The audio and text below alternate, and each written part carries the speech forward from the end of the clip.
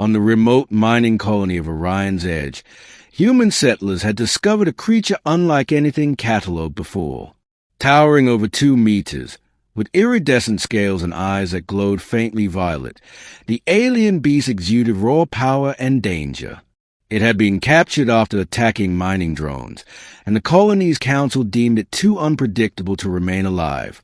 According to protocol, Commander Harleys told the gathered settlers, the creature must be sacrificed. It is a threat to lives and operations. No exceptions. Among the crowd stood Eli Mercer, a young xenobiologist with a fascination for alien life. He had studied creatures far more dangerous than this one, and believed firmly in understanding rather than destruction.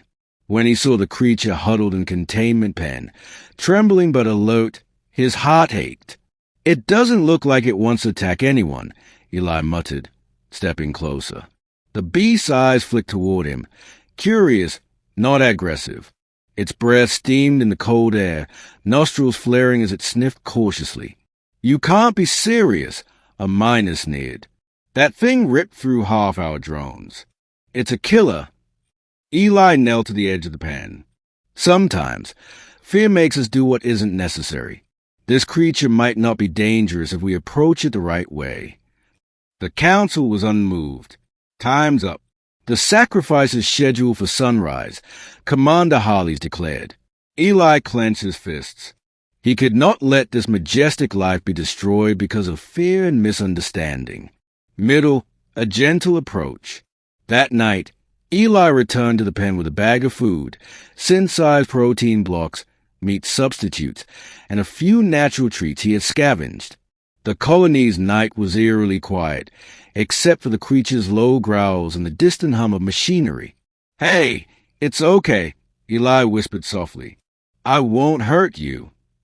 He laid the food on the ground and stepped back, letting the alien sniff it cautiously.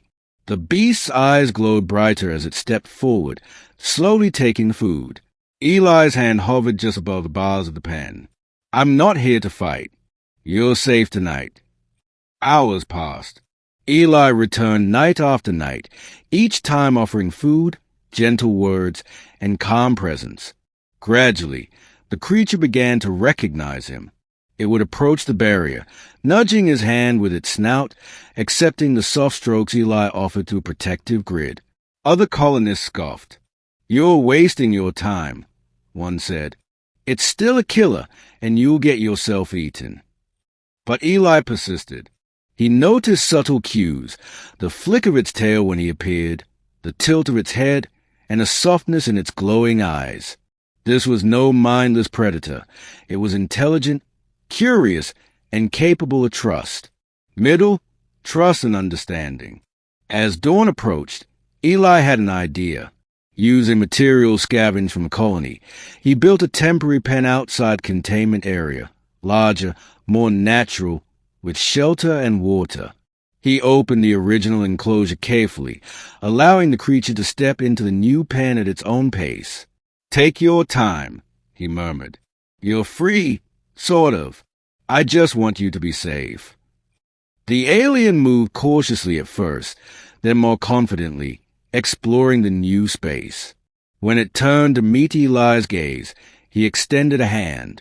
The creature, after a moment of hesitation, pressed its snout against his palm, a gesture of trust that took Eli's breath away. Over the next days, the bond deepened. Eli observed the creature's behavior, learning its preferences, rhythms, and intelligence. He named it Caliph, after an ancient mythic guardian of balance. Caliph responded to the name, nudging Eli gently whenever he called. The colony watched with a mix of astonishment and skepticism. Commander Harleys arrived one afternoon, demanding Eli explain himself. "It's learning, adapting," Eli said firmly. "It's not just a beast.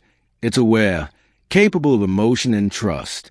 Sacrificing it would be a mistake." Harleys studied Caliph, who now stood calmly beside Eli, its eyes glowing softly. "It hasn't attacked anyone. Not since I've been here. It understands boundaries and respects calm," Eli replied. Harleys frowned but could not deny the change. If it attacks again, he began, but Eli interrupted. It won't. Not if we continue this way. Middle, the threat returns. Just when Eli thought things were stabilizing, a mining shuttle malfunctioned near the containment area, causing a loud explosion. Startled, Caliph bolted, smashing part of the pen and darting toward the colony. Alarms blared as settlers panicked. "See!" a miner yelled. "I told you it's dangerous." Eli ran toward Caliph, calling its name. "Caliph, calm. Look at me." The creature skidded to a halt, nostrils flaring, muscles tensed. Slowly, it turned to Eli, who approached with outstretched hands. "It's okay. You're safe.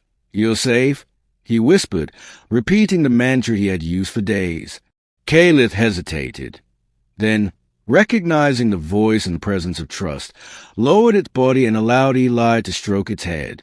The settlers watched in stunned silence as a beast that had been considered uncontrollable submitted to gentle touch. "This is impossible," Commander Harley's murmured. "It's listening." Eli nodded. "It's not about fear or force. It's about respect, patience, and understanding." Ending, a guardian for the colony. In the weeks that followed, Caliph became not a threat, but a guardian. The colony adapted to its presence, learning to coexist with a creature under Eli's guidance. Caliph patrolled the perimeter, deterring predators and aiding in recovery operations when accidents occurred in the surrounding wilderness. Children approached it cautiously at first, then with delight, while miners learned to trust its protective instincts. Eli trained other settlers in the methods he had used to bond with Caliph: gentle reinforcement, patience, and understanding the creature's behavior. The Colony Council, once adamant about sacrifice, officially declared Caliph a protected member of Orion's Edge, recognizing the life and intelligence of the alien species. One evening, Eli stood beside Caliph, watching the twin suns set behind the jagged cliffs. The creature nudged him gently, a silent thank you, and rested its massive head against his shoulder. "You've taught them, Caliph," Eli whispered, "and you taught me too. Sometimes what seems dangerous isn't meant to be destroyed. It's meant to be understood." The alien's eyes glowed softly, as if acknowledging his words. In that moment, Eli realized that a single act of patience, kindness, and courage had changed not only Caliph's fate, but the destiny of the entire colony.